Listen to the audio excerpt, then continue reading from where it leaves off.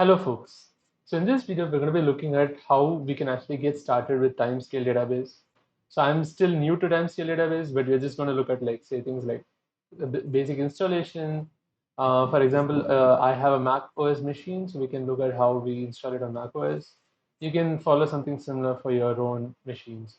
And then we look at how we can use Timescale, follow the documentation. Basically, it's going to be like a on-the-go thing than more of a prep thing. So it might take some more time here and there, but we're going to get to it. So let's go to my browser. So this is the Timescale website, and you can see that it says like Timescale database is an open source is the leading open source relational database with support for time series database data. What here the saying is that it's actually the Postgres database itself. So open source relational database is the Postgres, and they have support for time series data over here. And with relational database, all the features in the time series data also. And you can check out all these super cool stuff. So it relies on the same Postgres, and like you have also SQL. There is no like its own specific query language. It's instead the structured query language SQL itself. And of course, Postgres is like battle tested, so you have that. And they actually boast about how you have like 10 to 100x faster queries. I'm yet to look at the data about this, but this is pretty interesting and very, makes me very curious around like how they do it. And it's pretty big. It's like very big. Like 10 to 100x is like pretty big compared to, a plain PostgreSQL or InfluxDB or MongoDB and the like of it. And of course, they also mention about how they support a lot of high scale or large scale data and large scale data points per second per node. And they support petabytes, so petabyte level of data. And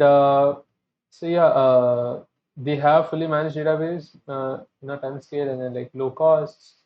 And you have your relational queries, like whatever queries you want, you can just ask for the data.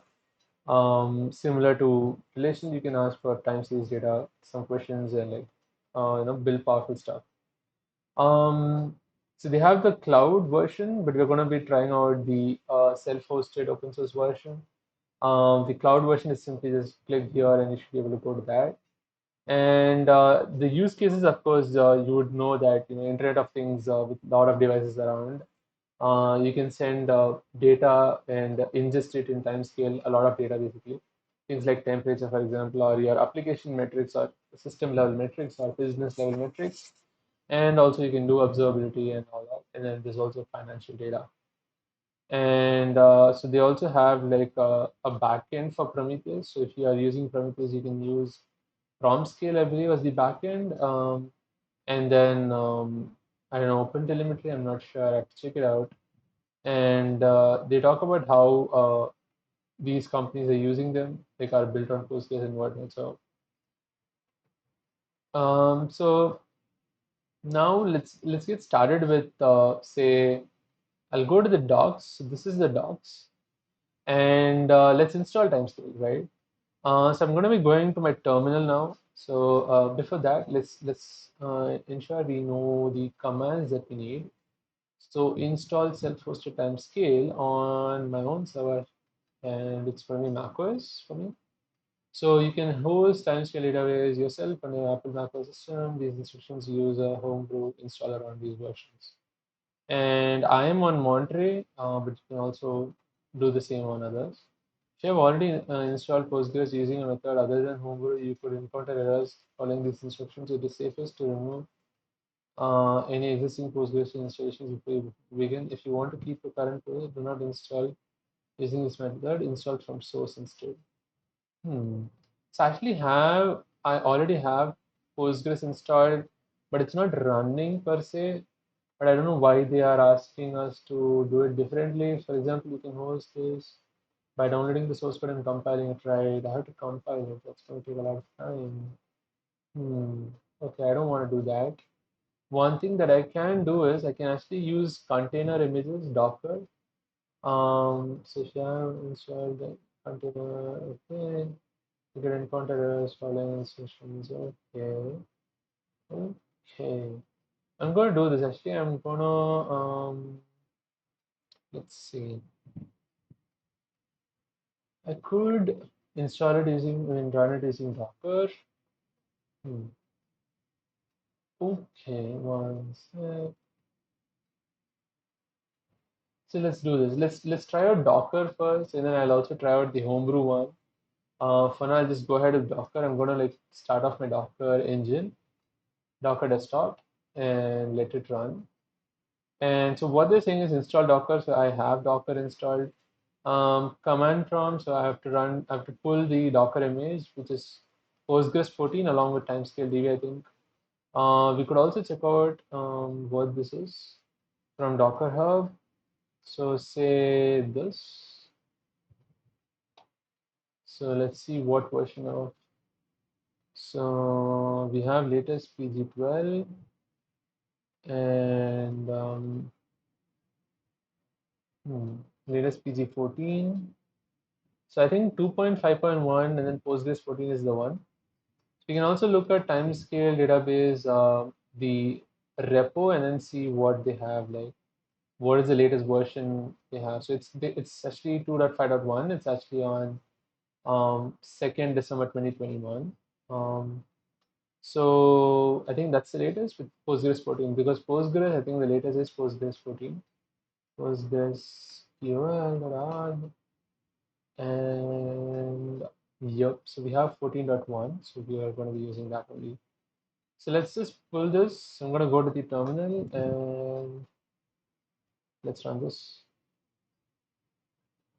So this is going to take a while, I think. So I'm going to pause the video for a moment. Okay, so it's downloaded. Actually, it was pretty fast. The pull was pretty fast. I'm just going to actually check this images, Docker images. So it shows that it's only 250 MB. Wow, that's awesome. Cool. So now let's actually go to the browser and let's look at what they say. If your system uses some complicated firewall, okay, we don't have that. We don't have that, so it's fine. When you have committed until you need to configure database so that you can use it. The easiest way to do this is to run, which is included in data package. For more information, see the configuration. Right. So is this on a Linux machine? I'm not sure, but let's look at this configuration thing. By default, and uses the default business service something. However, in some cases, these settings are not appropriate. Larger servers, okay. Okay. I think we might have to use this tool. So I'll just copy this and go to my terminal and then get this tool. And that is done. Okay. So while this goes on, I'm gonna actually go to our browser and actually check out these reads the system and offers interactive solutions. There's an example. Okay, so I think I might not need this, but let's come to it.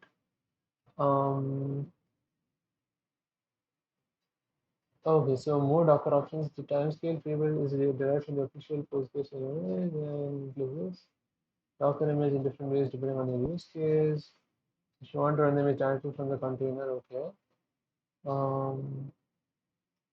Docker run daemon name is this 54324, then Postgres password is password, and we have the port, and then anything that passes the was port, can also access the timescale. Okay. Important that you set a Postgres. Okay. Okay. Uh, hmm. You don't want to install river. Okay. So cool. I think we can actually go into this. I mean, we can go ahead with this route, which is like just copy this. Go to the terminal and let me just like run this, and let's see how that happens. Right. So can we see the logs of this thing? So there's only one container running, and I'm going to check the logs of it. So can I follow it? Yeah. So, mhm. Okay, there's a lot of logs. Docker logs. Okay. Okay.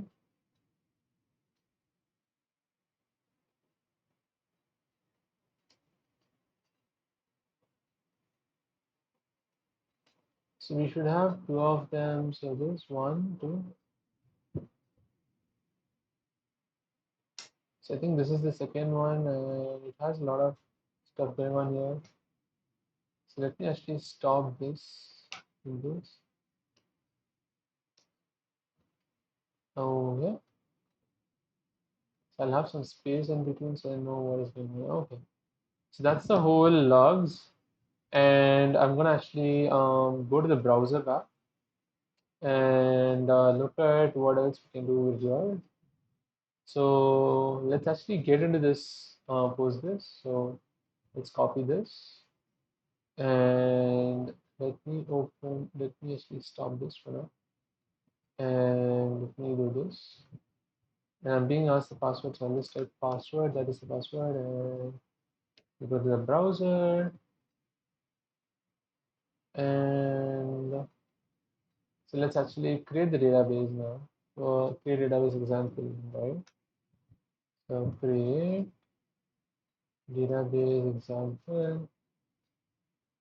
Okay, and then connect to it, connect example, and then create extension, or it exists, and then you cannot connect to your database using this command. Let's come out, and then username is Postgres, localhost, and then example, password, awesome. You can check that the Timescale DB extension is installed using tx, so /tx. Okay, so we have this. This is procedural language, PostgreSQL, and all that. Enables scalable inserts and complex queries for time series data. Awesome. Let me go to the browser, and that's what we see here. So we have 2.5.1. Let me confirm. Yep, we have that. And this game as public browser. So what next? So now that you have your first timescale database up and running, you can check out the timescale database section in your documentation and find out what you can do with it. Okay.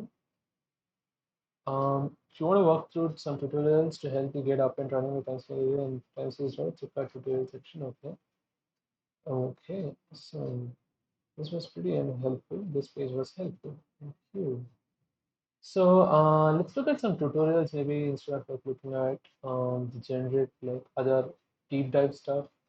I want to understand like how we can get started with some basic stuff, right?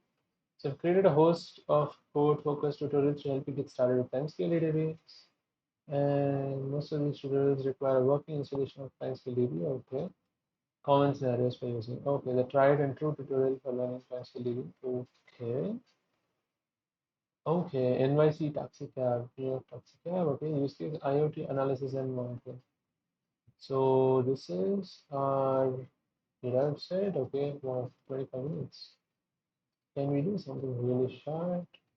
Or we can do this as part of another video. I'm gonna actually have to check out some of this and then get back, then do it more on the go because there seems to be like a lot of interesting different kinds of tutorials, and I don't want to like just get stuck and like keep the video running for now. So I'm gonna actually go back and like just give it a try on my own, and then like then maybe create a video out of it. So that's how you can actually install timescale database. It's pretty easy. Install Postgres, install timescale database extension, and then you're done. For the extension, you can either do from source or you can do it from say you can actually install it completely, like the whole Postgres along with the timescale as a single thing on one go, using say Debian's stuff or like things like APD or using Docker. So in my case, I just use Docker, which is pretty straightforward. So I'll come up with another video on like trying out these tutorials that we just saw, and we'll be looking at some, some more SQL queries and Git hands-on, and see how we can use actually timescale database with some time series database, time series data. So that's all for this video. I'll see you in the next one. Bye bye.